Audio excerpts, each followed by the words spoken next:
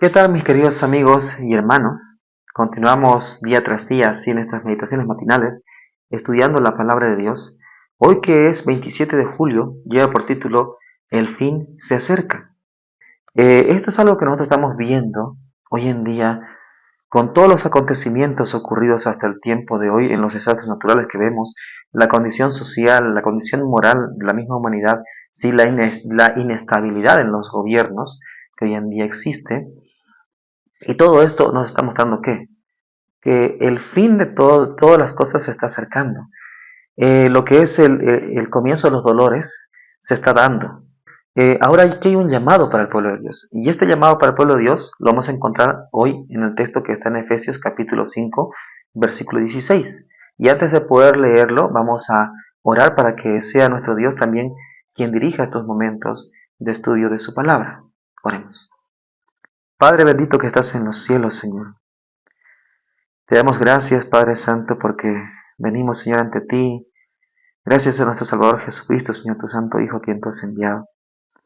Y venimos, Señor, ante ti para poder pedir siempre la dirección, Señor, al estudiar tu palabra, para poder comprender, Señor, lo que tú nos dices allí, Señor, lo que tú has escrito para nosotros, Señor, y nos has dejado, Señor, para que nosotros conozcamos acerca de los tiempos y también, Señor, de lo que está aconteciendo hoy en día en el cielo. Te pedimos que tú nos ayudes a comprender, Señor, todo esto, y lo pedimos en el bendito y sagrado nombre de tu amado Jesús. Amén. El libro de Efesios, el capítulo 5, el versículo 16, la palabra de Dios nos dice lo siguiente: aprovechando bien el tiempo, porque los días son malos.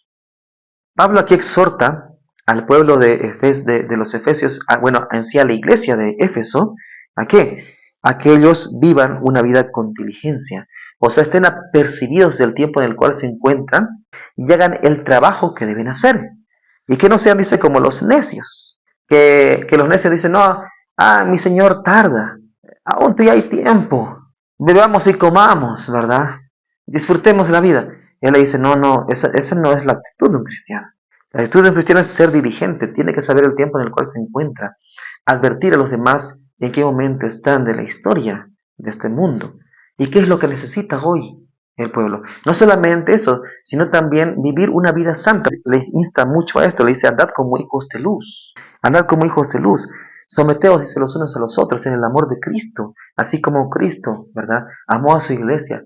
Entonces también debe haber ese amor tanto en la iglesia como también en las familias. Pablo llama a ¿qué? Vivir una vida realmente santa ante Dios y ante la misma humanidad. ¿Para qué? Para mostrarle al mundo que se acerca un reino, un reino, un reino que es de Dios, un reino que es distinto, un reino que no es compatible con este mundo. Pero que antes de que eso suceda, vienen días malos, vienen días malos, vienen días muy complicados. Incluso la palabra de Dios dice, tiempo de angustia cual nunca hubo desde que ha habido gente en el mundo. O sea, viene un tiempo tan tormentoso que solamente lo va a resistir aquel que está bien unido a Dios.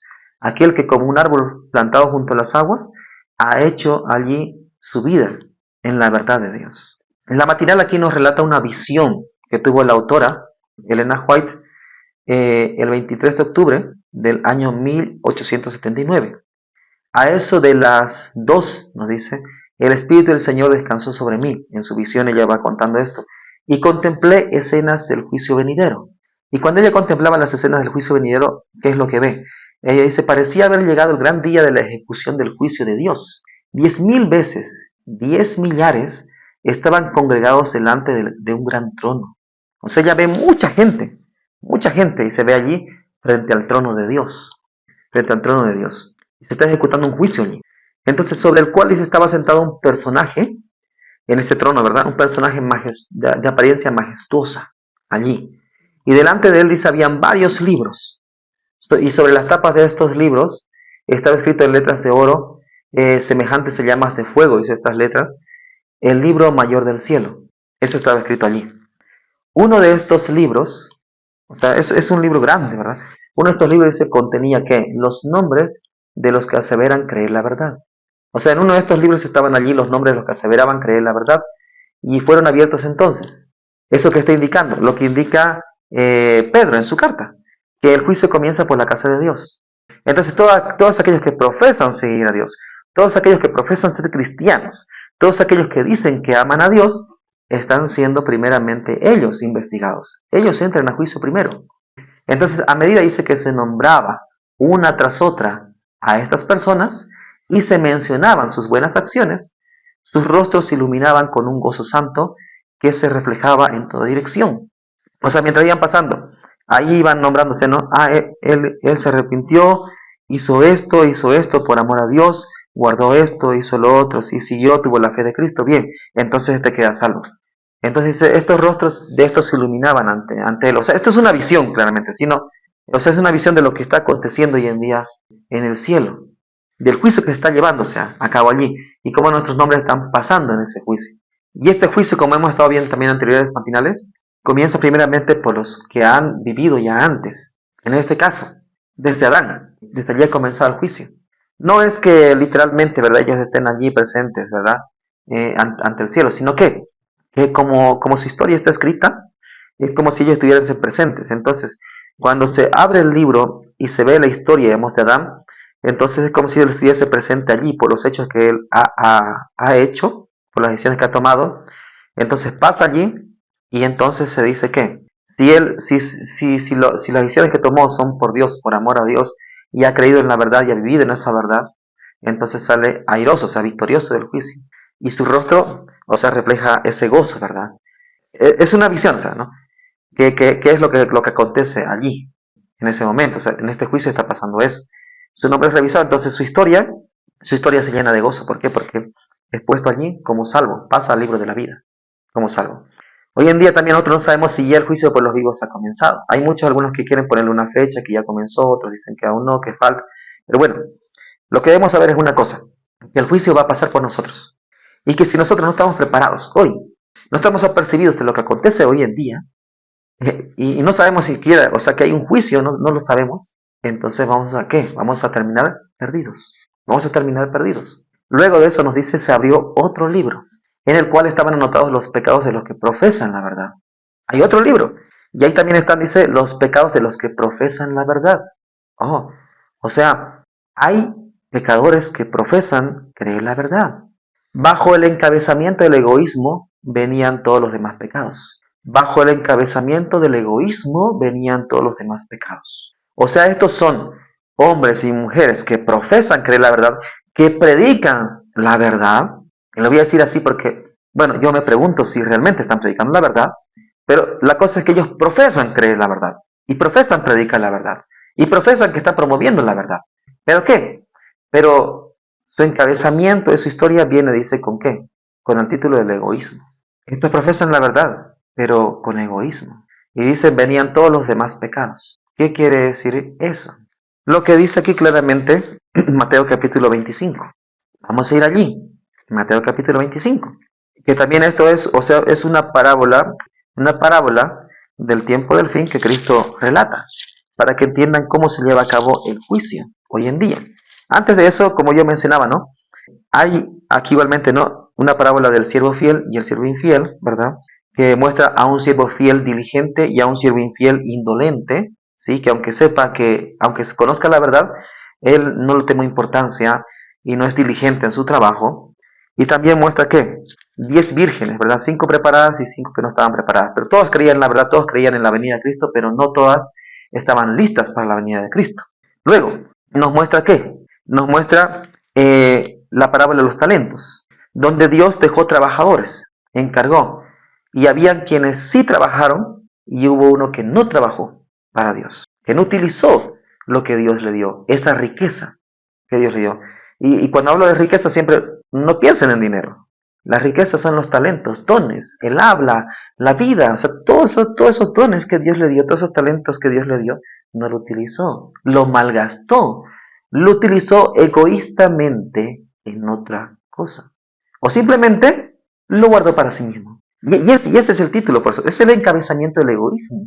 Él tuvo, se le dio la verdad, se le encargó una verdad, se le encargó representar una verdad, se le encargó proclamar un reino, exaltar a Cristo, ser un representante de Cristo aquí en la tierra, mas nunca lo hizo. Guardó para sí egoístamente la salvación, guardó para sí egoístamente la verdad.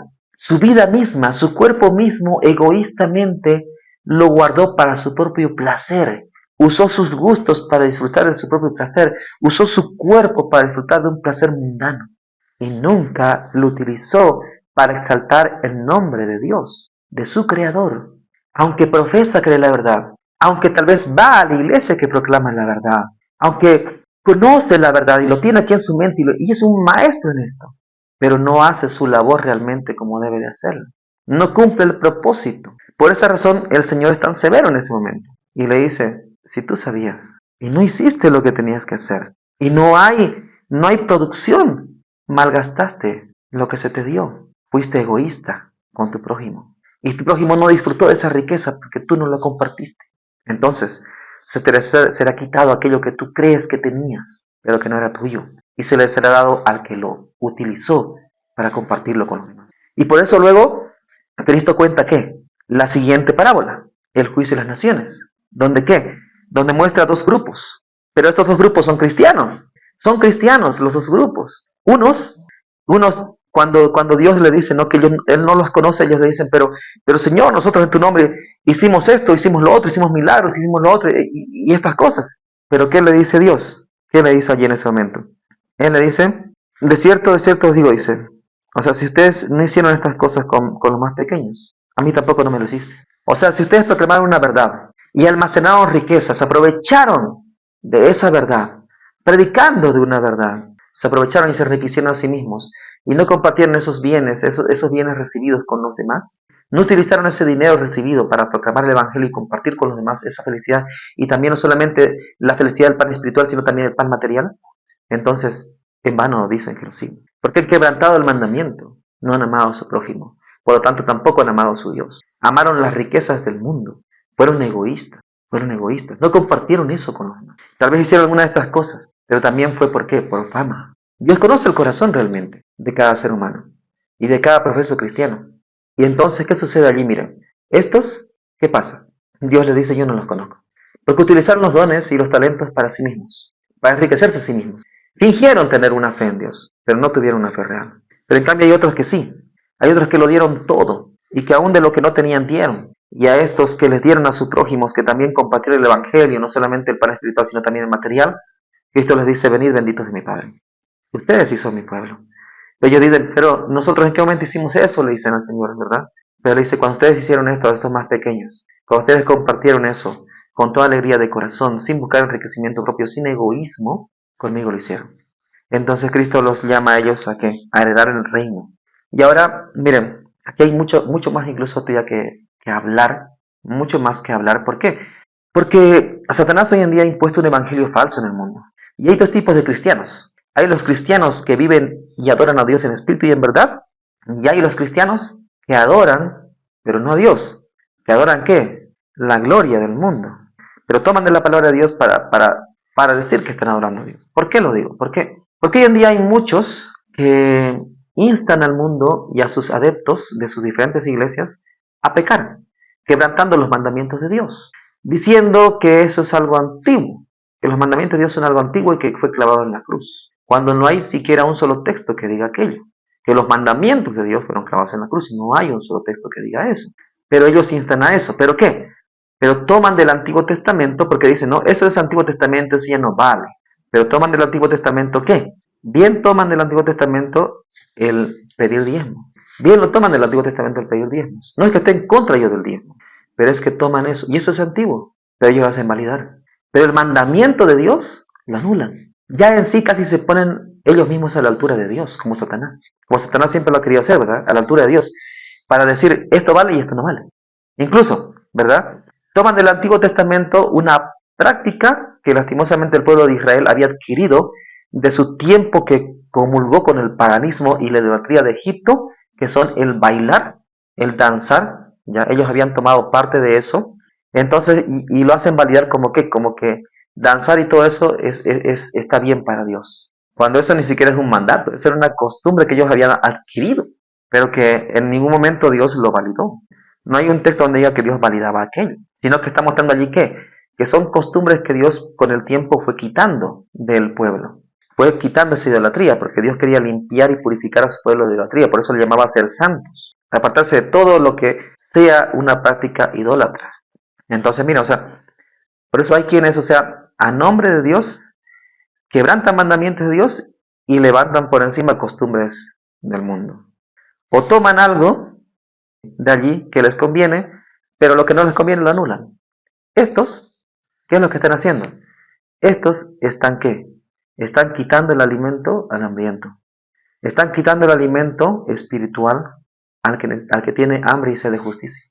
Y le están dando bagazo espiritual en vez de verdad y alimento sólido espiritual a las naciones, a los pueblos. Entonces, por esa razón, hoy en día, Dios nos llama a redimir el tiempo. Hoy en día, ustedes, los que están haciendo esto, de enseñar al mundo a quebrantar los mandamientos y levantar costumbres del paganismo, diciendo que son cosas para adorar a Dios, con música incluso pagana, que es de la idolatría del paganismo, y aparte, no, igualmente no estoy en contra del diezmo, no. Eso es a libertad de cada quien. A libertad, es algo que Dios instituyó para poder hacer que su obra avance, ¿verdad? Entonces, si Dios instituyó para que su obra avance, si eso está bien y muchos quieren darlo, pues denlo de todo corazón, ¿no? Las ofrendas también, denlo de todo corazón. Yo no estoy en contra de aquello, nada de eso. Pero no, lo que yo estoy en contra es que anular un mandamiento de Dios y exaltar otra cosa, que está también en el Antiguo Testamento, ¿no? Diciendo, ese era antiguo y ya no vale, pero esto otro antiguo, sí. ¿Qué contradicción? Es contradictorio. ¿Sí? No se une. No hagan eso, no hagan eso. Además, un mandamiento de Dios no se puede invalidar porque los mandamientos de Dios son eternos, porque la palabra de Dios es eterna, porque fue escrito con el dedo de Dios y en tablas de piedra que representan eternidad.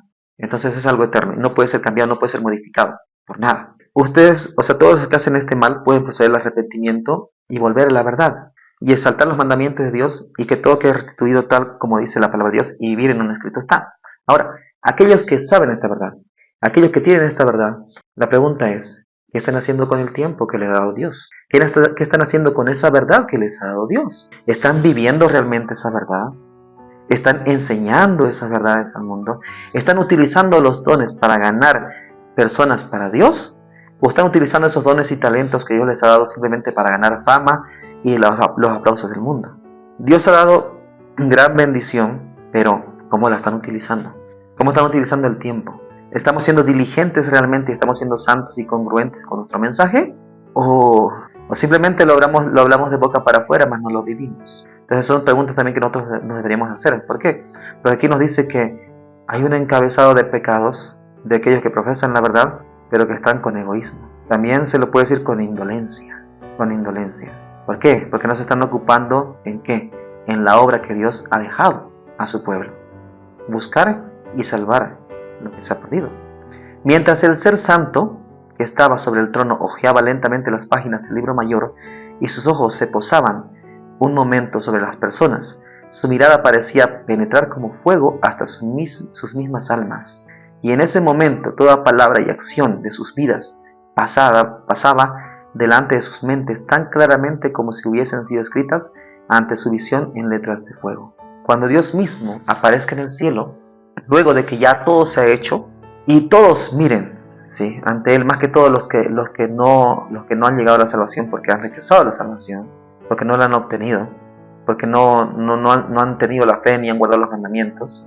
Entonces, estos al ver a Dios van a ver su vida pasar y van a ver ahí las razones del por qué. ¿Por qué ellos no van a obtener la salvación? Van a verlo y van a entenderlo y también van a aceptar su condenación.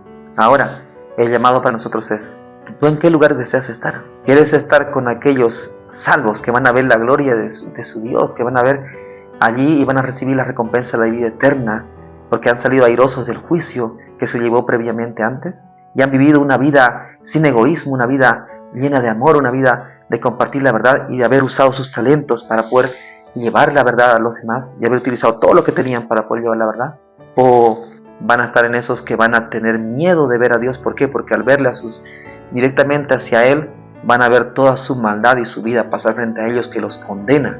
Antes de que ese momento llegue, cuando ya no hay solución, hoy, queridos hermanos, hoy nosotros vayamos poniendo nuestra mirada directamente en Cristo y que nuestros pecados sean pues expuestos ante nuestros ojos y que sintamos la contrición, el dolor por el pecado y nos podamos arrepentir antes de que el juicio termine. Y así podemos alcanzar la salvación. ¿Necesitamos nosotros qué?